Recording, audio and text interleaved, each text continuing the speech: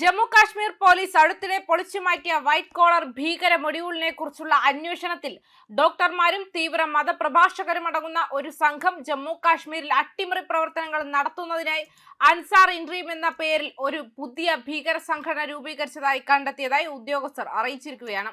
November 10 ചെങ്കോട്ടയ്ക്ക് പുറത്ത് സ്ഫോടക വസ്തുക്കൾ നിറച്ച വാഹനം പൊട്ടിത്തെറിച്ച് മരിച്ച ഡോക്ടർ ഉമറുൻ നബി 2016-ലും 2018-ലും സജീവമായ ഭീകര സംഘടനകളിൽ ചേരാൻ പലതവണ പരാജയപ്പെട്ട ശ്രമങ്ങൾ നടത്തിയതായി ഇപ്പോൾ ദേശീയ അന്വേഷണ ഏജൻസി ഏറ്റെടുത്ത കേസ് വെളിപ്പെടുത്തുന്നുണ്ട്. ഇതുവരെ ശേഖരിച്ച തെളിവുകൾ പ്രകാരം പ്രതികളായ ഡോക്ടർമാരായ മുസമിൽ ഖാനി, ഉമറുൻ നബി, അദീൽ റാത്തർ, അദീലിന്റെ സഹോദരൻ മുസാഫർ റാത്തർ, മൗലവി ഇർഫാൻ, ഖാരി ആമിർ, തുഫൈൽ ഗാസി എന്നിവർ 2022 ഏപ്രിലിൽ ശ്രീനഗർ നഗരത്തിലെ ഈദ്ഗാഹിൽ വെച്ച് കണ്ടുമുട്ടി. യോഗത്തിൽ അൻസാർ ഇടക്കാല സംഘടന രൂപീകരിക്കാൻ അവർ തീരുമാനിച്ചു. അദീൽ റാത്തറിനെ ഗ്രൂപ്പിന്റെ അമീർ, മൗലവി ഇർഫാൻ ഡെപ്യൂട്ടി അമീർ ഗന്നിയെ സാമ്പത്തിക കാര്യങ്ങൾ കൈകാര്യം ചെയ്യുന്നതിനുള്ള ചുമതല എന്നിവ നൽകി. അൻസാർ എന്ന പേര് സാധാരണയായി അൽ ഖ്വയ്ദയുമായി ബന്ധപ്പെട്ട നാമകരണവുമായി ബന്ധപ്പെട്ടിരിക്കുന്നുവെന്ന് ഉദ്യോഗസ്ഥർ പറഞ്ഞു.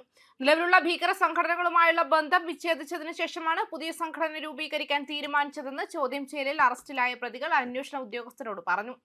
യോഗത്തിൽ റോളുകൾ, ആശയവിനിമയ പ്രോട്ടോകോളുകൾ, പ്രവർത്തന രീതികൾ എന്നിവ അന്തിമമാക്കി. ഉമറുൻ നബി കോർഡിനേറ്ററുടെ റോൾ ഏറ്റെടുത്തുവെന്നും ഖാനിയോടൊപ്പം സംഭരണവും ധനസഹായവും കൈകാര്യം ചെയ്തുവെന്നും ആരോപിക്കപ്പെടുന്നുണ്ട്. 2023-ൽ ഗ്രൂപ്പ് ഹരിയാനയിലെ സൗന, നൂഹ് പ്രദേശങ്ങളിൽ നിന്നും വളങ്ങൾ ശേഖരിച്ചു. അതേസമയം ഉമറിന്റെ നിർദ്ദേശപ്രകാരം ഫരീദാബാദിലെ ഒരു കടയിൽ നിന്നും NPK രാസവസ്തുക്കൾ വാങ്ങി. ഓൺലൈൻ വീഡിയോകൾ കണ്ടാണ് ഉമർ അടിസ്ഥാന ഇംപ്രൊവൈസ്ഡ് എക്സ്പ്ലോസീവ് ഡിവൈസ് നിർമ്മാണം പഠിക്കാൻ തുടങ്ങിയതെന്നും ഭീകരാക്രമണങ്ങളിൽ പതിവായി ഉപയോഗിക്കുന്ന വളരെ ബാഷ്പശീലമുള്ള സ്ഫോടക വസ്തുവായ ട്രയാസെറ്റോൺ ട്രൈപെറോക്സൈഡ് നിർമ്മിക്കുന്നതിൽ വിജയിച്ചതായും അന്വേഷണ ഉദ്യോഗസ്ഥർ പറഞ്ഞിട്ടുണ്ട്. അതിൽ പുതിയ അംഗങ്ങളെ റിക്രൂട്ട് ചെയ്യാൻ തുടങ്ങിയിട്ടുണ്ടെന്നും തെക്കൻ കാശ്മീരിൽ നിന്നും ഡാനിഷ് എന്ന ജാസറിനെ കൊണ്ടുവന്നിട്ടുണ്ടെന്നും ഉദ്യോഗസ്ഥർ കൂട്ടിച്ചേർത്തു. ഫരീദാബാദിലെ അൽ ഫലാഹ് യൂണിവേഴ്സിറ്റിക്ക് സമീപമുള്ള ഒരു വാടക വീട്ടിലേക്ക് ഡാനിഷിനെ കൊണ്ടുപോയി. അവിടെ ഉമറും ഖാനിയും സ്ഫോടക വസ്തുക്കൾ തയ്യാറാക്കുന്നത് അയാൾ കണ്ടു. പിന്നീട് ചാവേർ ആക്രമണം നടത്താൻ ഡാനിഷിനെ പ്രേരിപ്പിക്കാൻ ഉമർ ശ്രമിച്ചു. പക്ഷേ സാമ്പത്തിക ബുദ്ധിമുട്ടുകളും മതപരമായ കാരണങ്ങളും ചൂണ്ടിക്കാട്ടി അദ്ദേഹം പിന്നീട് പിന്മാറുകയായിരുന്നു. ന്യൂസ് ഡെസ്ക് കർമ്മ ന്യൂസ്.